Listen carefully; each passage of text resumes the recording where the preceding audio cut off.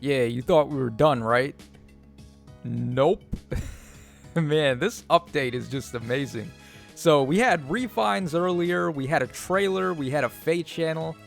Now we have stats for the new units that were on the trailer, and there's also the PvP mode that everyone is messing around in right now. So the amount of content we got in this one night is just out of control. So much stuff to cover, and what we're going to do in this video is we're going to go ahead and take a look at the stats for all these new characters.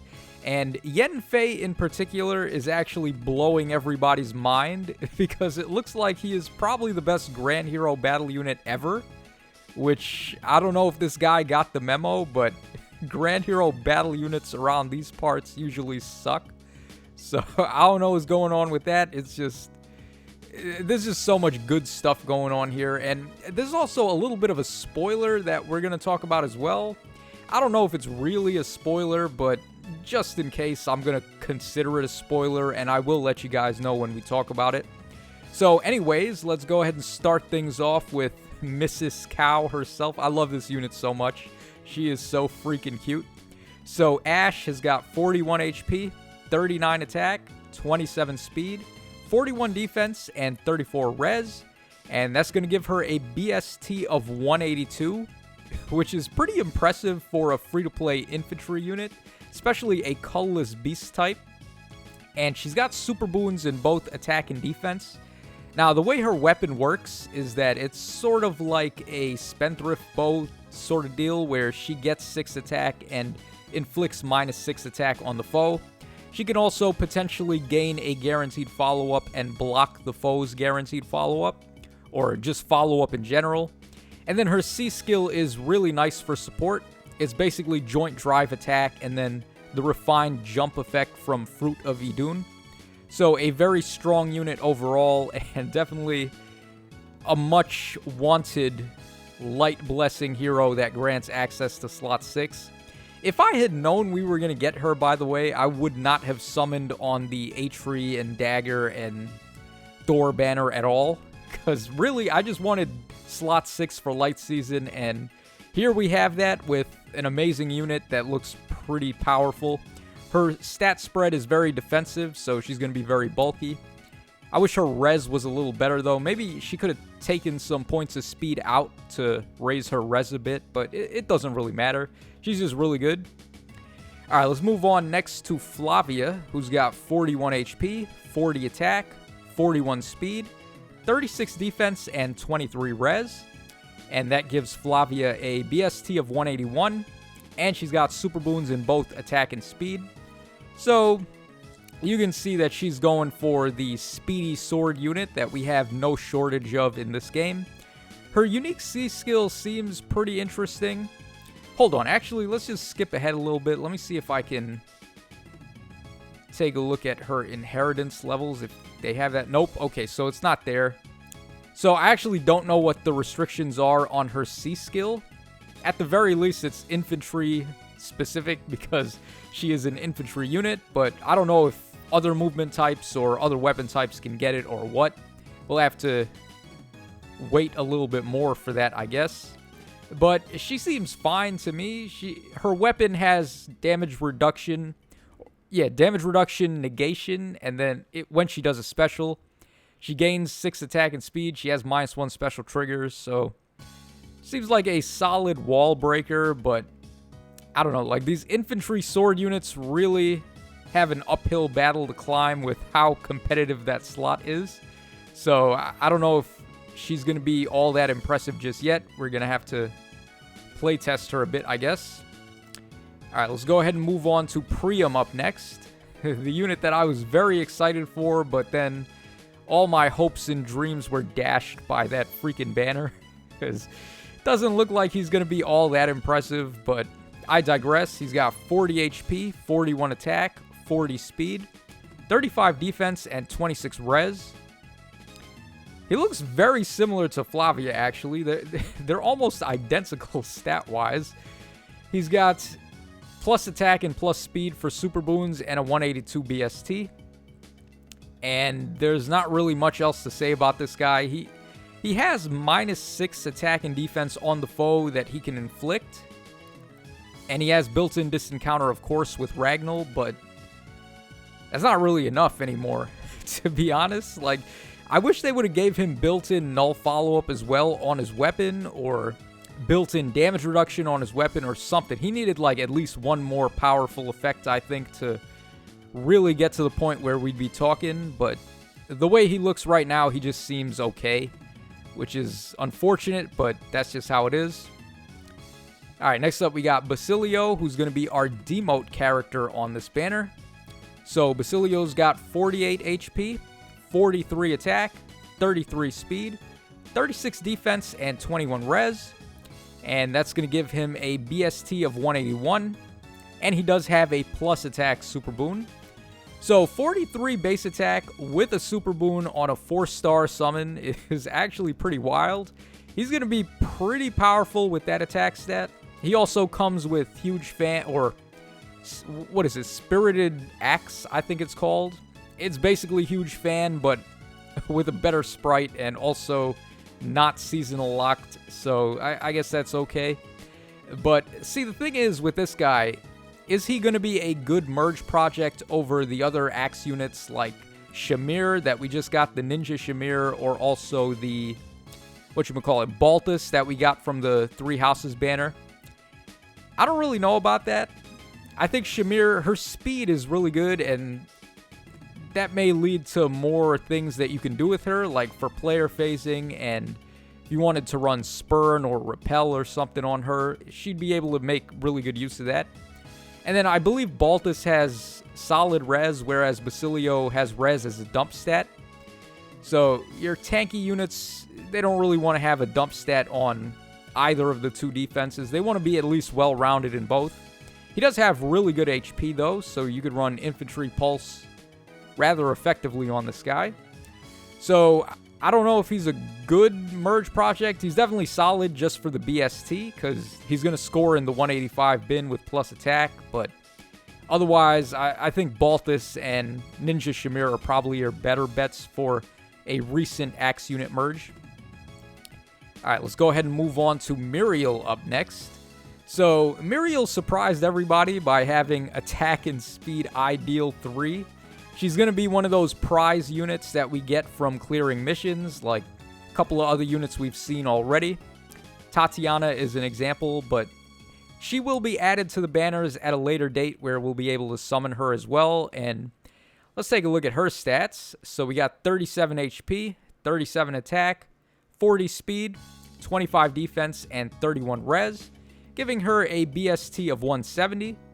And then she's got 3 super boons in HP, speed, and defense. Speed is definitely worthwhile, I would say.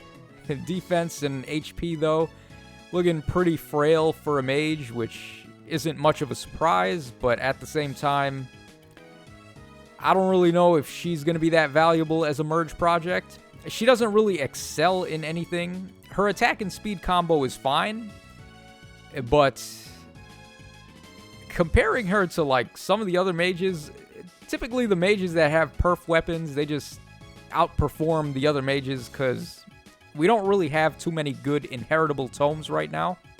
So a little unfortunate for Muriel, but her fodder is godlike with attack and speed ideal 3, as I said. We can go over here real quick and we can take a look at the inheritance levels for Muriel. So at 5-star, she's going to have attack and speed ideal 3. What would have been really ideal is if that was 4-star, but I mean, we still got a freaking ideal skill and one of the better ones too on a 4-star summon. So that's already a win. She also has speed and res link, which ain't really that big a deal at 4-star. I believe Cynthia might have this. I don't remember, but I'm pretty sure another unit definitely has this skill, so it's not a big deal. All right, then for Basilio, he's got attack and defense bond 3 at 5-star, and he's got attack tactic 3 at 4-star, which I think we recently got another unit that had that as well, but it's as if they forgot Legalt exists and has been in the game for a very long time. So they could have given him something else, like defense tactic or res tactic or something. I would love to see the other tactic skills become 4-star summonable, but as it is, I guess it's only attack tactic that allows to become 4-star summonable right now. Alright, so now let's go ahead and take a look at Yenfay, who is the talk of the town. I think this guy actually really is the best free-to-play unit, or Grand Hero battle unit at least right now, which is saying a lot. So he's got 43 HP, 37 attack, 42 speed, 32 defense, and 28 res. Not really weak in any stats. Res is a little bit low, but not too big of a deal. He's got a super boon in speed, putting him up to base 46, which is insane. And he's got a 182 BST. So he does actually score high enough to be usable in arena modes and other modes that need scoring. Very powerful stuff, and the reason why this guy is so good is because we go over here and take a look at this. Carnage Amatsu, 16 might and 1 range, grant speed up 3, so he has 49 base speed basically. Unit can counterattack regardless of foe's range, so built-in distant counter. And if unit is not adjacent to an ally and unit's speed is better than foe's speed, reduce damage from foes' attacks during combat and from AoE specials by a percentage equal to the difference between stats times 4, with a max of 40%. So he's got distant counters, speed up 3, and he's got dodge. And he's got a super boon in speed with base 42 speed. So this guy is legit, man. They definitely held it down this time around and gave us a solid Grand Hero battle unit who is looking pretty badass. So let's take a look at his skills. He's got Astra at 4-star. We got Kestrel Stance 2 at 5-star. Again, this is actually pretty cool because I think the only other source of Kestrel Stance was, or at least Kestrel Stance 2 was from Legendary Ryoma. And I don't think you want to sacrifice him just to get this anymore, especially after his remix was so good. So if you're trying to get the level 3 version of this from Seiri, you'd be able to do that and then also pick up Close Call as well, which is really nice.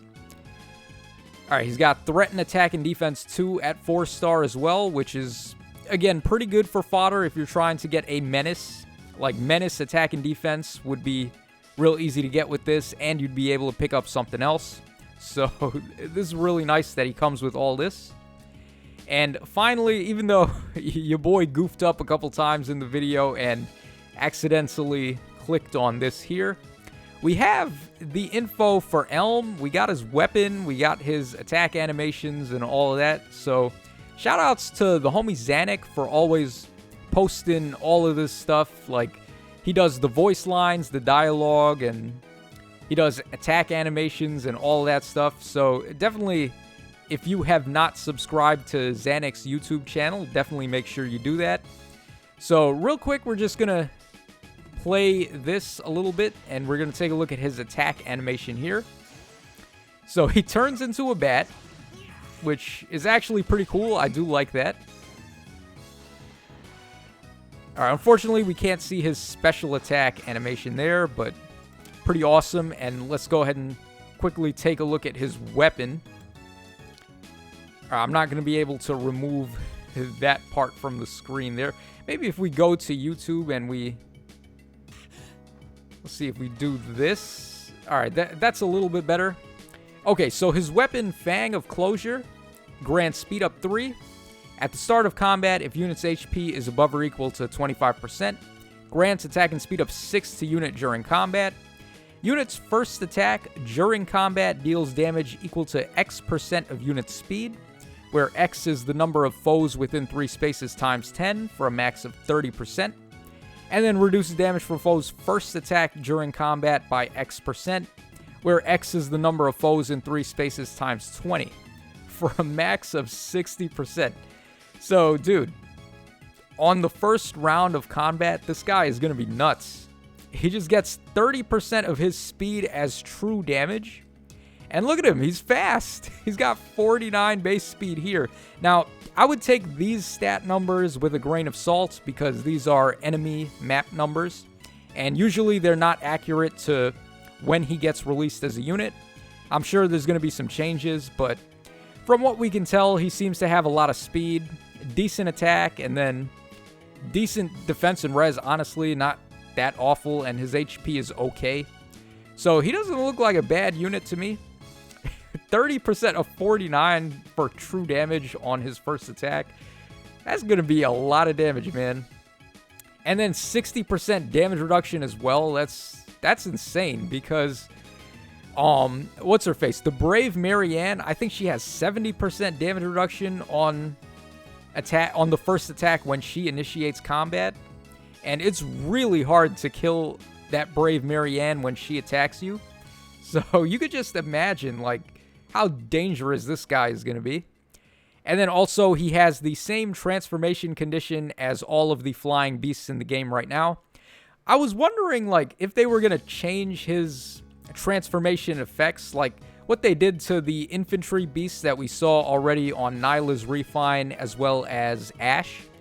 But unfortunately, it looks like the flying beast transformation effect is still the same. It's just one extra movement on the turn that you transform as well as attack up 2. Well, maybe they might even change it because he's not available to summon yet, and we haven't seen a refine for a flying beast unit yet. So that might be up for change, but I don't know just yet. He is a red beast flyer as well, so again, with these red units are just so disgusting on offense. It's like actually enough is enough. Like, let's get some other colors. Let's get some crazy blue offensive units, how about? Instead of just making them all red, and then we recently got the Ninja Korin who's green. But that is going to wrap us up for the coverage on the stats for the new units. And I will be summoning on the banner, which drops in 1 hour, so the fun just never ends. I'm going to be recording videos like all night long here. So this is your boy Tacho signing out. Thanks so much for watching, guys, and I will catch y'all again on the flip side.